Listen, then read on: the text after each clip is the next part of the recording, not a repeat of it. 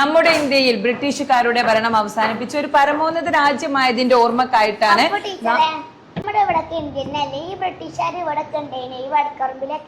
ആഹാ അത് കൊള്ളാലോ.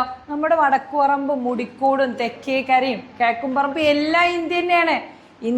ഇന്ത്യയിൽ ബ്രിട്ടീഷുകാർ ഭരിച്ചിരുന്ന കാലത്ത് അവർക്കെതിരെ നിന്ന നാടുകളിലൊക്കെ അവർ ജയിലുകൾ ഉണ്ടാക്കി.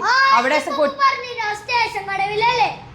അതന്നെ നമ്മുടെ രാജ്യം ഉണ്ടാക്കാൻ കഷ്ടപ്പെട്ട പന്തല്ലൂർക്കാരെയും നെല്ലിക്കുത്തുകാരെയും പാണ്ടിക്കാട്ടുകാരെയും ആ ജയിലിലാണ് അടച്ചത്.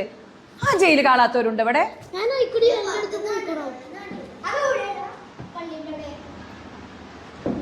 നിങ്ങൾ ആരും ഇതുവരെ കണ്ടിട്ടില്ല? എന്താ രജുവാന, നീയും കണ്ടിട്ടില്ല?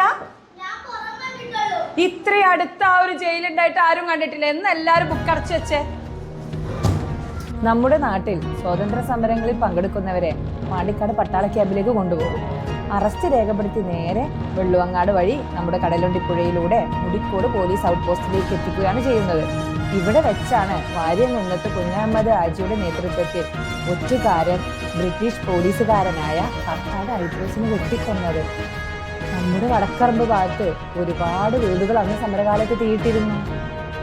ഇപ്പോൾ മനസ്സിലായോ? ഇന്ത്യ നമ്മളും കൂടി ഉണ്ടാക്കിയതാണ്. ഇന്ത്യ